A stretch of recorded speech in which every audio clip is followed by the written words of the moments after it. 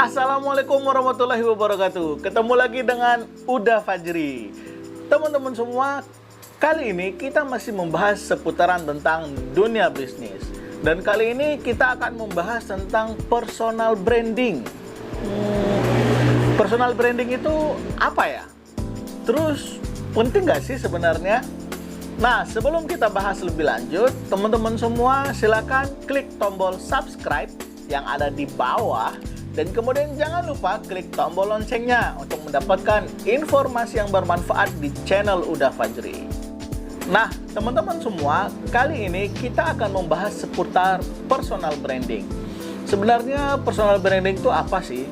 Secara simpelnya, personal branding itu adalah bagaimana caranya kita membentuk citra positif ya di hadapan pelanggan kita atau di hadapan konsumen kita. Dan tentunya citra ini adalah juga citra yang dapat dipertanggungjawabkan, bukan sebuah citra yang dimanipulasi. Kenapa demikian?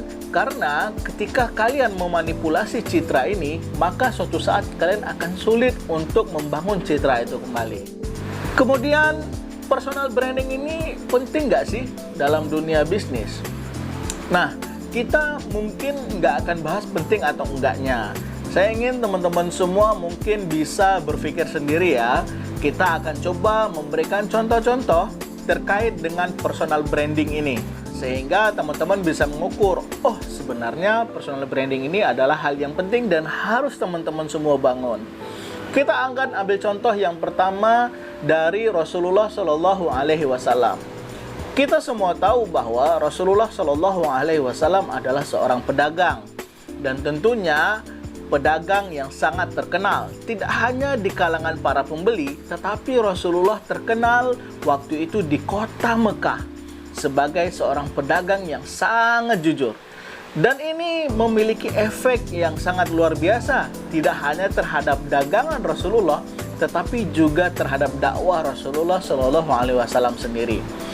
Dengan bagusnya personal branding yang dimiliki oleh Rasulullah Shallallahu Alaihi Wasallam, sehingga penduduk Mekah pada waktu itu memberikan gelar kepada Rasulullah Shallallahu Alaihi Wasallam dengan gelar Al-Amin atau seseorang yang dapat dipercaya. Personal brandingnya keren ya, sehingga apapun yang dijual itu pasti bakalan laku. Nah, kemudian contoh yang kedua. Contoh yang kedua kita masih mengambil dari sekitaran lingkungan Rasulullah Shallallahu Alaihi Wasallam.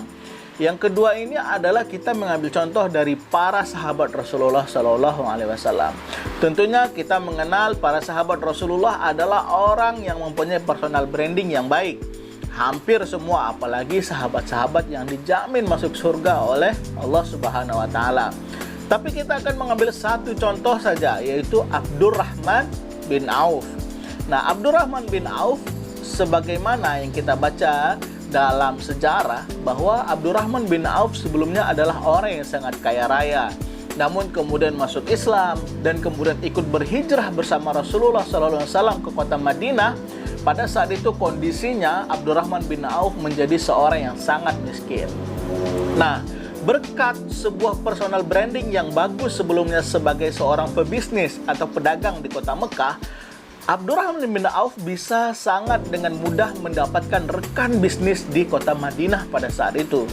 Bahkan pada saat itu sangat luar biasanya, Abdurrahman bin Auf berhasil membuat sebuah pasar baru pada saat itu di kota Madinah. Kalau kita pikir mungkin sekarang membuat sebuah mall ya di sebuah kota, yang tentunya mall yang sangat digandrungi oleh banyak orang pada saat itu. Karena di pasar tersebut terjadi sebuah transaksi yang sangat baik, sangat ramai, dan juga sangat jujur. Itu, ketika kita memiliki sebuah personal branding yang bagus, maka apapun bisa kita lakukan. Bahkan Abdurrahman bin Auf memulai bisnisnya pada saat itu tanpa modal. Tentunya ini berkat sebuah personal branding yang bagus yang ada pada diri Abdurrahman bin Auf. Kemudian contoh yang ketiga. Pada contoh yang ketiga ini kita mengambil contoh pada zaman kekinian. Seperti apa sih personal branding itu? Mungkin kita sudah tahu semua ya, begitu banyak influencer pada saat ini bertebaran di sosial media, di Instagram, di YouTube, di Facebook ya. Mereka memiliki begitu banyak pengikut. Nah, pengikut ini merupakan hasil dari sebuah yang namanya personal branding. Mereka diikuti sesuai dengan personal branding yang mereka bangun masing-masing sehingga orang lain mau mengikuti mereka. Sehingga dengan personal branding yang bagus dan memiliki banyak pengikut, dari situlah kemudian para influencer ini bisa menghasilkan income atau penghasilan atau mendatangkan endorse. Bahkan produk-produk yang kemudian mereka endorse menjadi produk-produk yang naik kelas atau produk-produk yang laris karena mereka menjadi sebuah brand image yang baik bagi produk yang mereka pasarkan. Atau personal branding pada saat ini bisa kita lihat banyak sekali justru dilakukan oleh politisi untuk menaikkan citra mereka di masyarakat sehingga mereka menjadi orang yang dipilih masyarakat untuk duduk di kursi-kursi yang mereka inginkan. Nah, namun sayangnya justru banyak politisi pada saat ini menggunakan citra itu hanya untuk sekedar pencitraan saja. Justru akan sangat menarik ketika itu hanya tidak untuk menaikkan brand image-nya saja, tapi akan lebih baik apabila itu memang real dilakukan untuk kebaikan masyarakat kita ke depan. Membangun personal branding itu sulit atau enggak sih? Nah, untuk membangun personal branding tersebut sebenarnya susah-susah gampang sih. Namun pastinya dalam membangun personal branding, teman-teman semua jangan pernah melakukan manipulasi. Karena itu ketika ketahuan, teman-teman semua akan memiliki efek jangka panjang.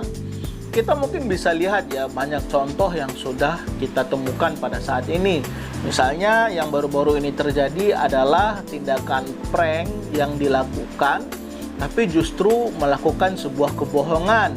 Nah, kalau sebuah contoh membangun brand image yang bagus itu misalnya seperti yang dilakukan oleh Baim Wong, prank tapi justru melakukan kebaikan, maka ini akan membangun sebuah personal branding yang sangat bagus.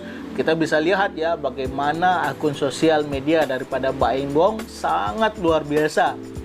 Bahkan income yang dihasilkan oleh Baim Wong dari sosial medianya juga sangat luar biasa. Kemudian kita juga bisa lihat bagaimana banyak influencer ya yang kemudian yang sudah susah membangun brand image-nya atau personal branding-nya, justru kemudian personal branding-nya jatuh hanya karena perselingkuhan, utang piutang atau hal-hal yang lainnya justru merusak personal branding-nya. Jadi membangun personal branding itu ya susah-susah gampang. Dari sini kita bisa paham ya bahwa membangun personal branding itu ternyata merupakan juga adalah hal yang sangat-sangat dibutuhkan, apalagi kita sebagai seorang pengusaha, karena itu akan sangat bergantung sekali atau sangat terkait sekali dengan produk yang akan kita tawarkan. Ketika kita memiliki personal branding yang buruk, maka akan sulit sekali menemukan konsumen yang bisa mempercayai kita. Karena konsumen sudah memiliki sudah memiliki pandangan negatif terhadap kita, walaupun produk yang kita jual merupakan produk yang sangat bagus sekali. Nah, tentunya bagi teman-teman yang baru akan memulai bisnis atau teman-teman yang sudah memulai bisnis mungkin bisa melakukan evaluasi. Ketika personal brandingnya belum terlalu bagus, bisa kemudian mulai memperbaikinya, mulai membangunnya. Gimana caranya?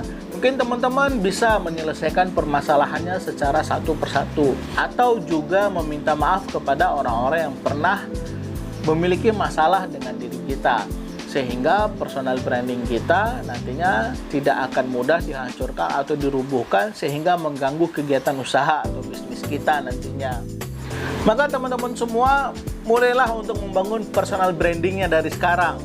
Nah, di mana menurut Carrie L. Johnson, seorang motivator bisnis dan coach internasional yang juga sudah banyak menerbitkan buku-buku tentang bisnis, mengatakan bahwa di mana 83% transaksi jual beli itu terjadi karena pembeli itu sangat menyukai penjualnya.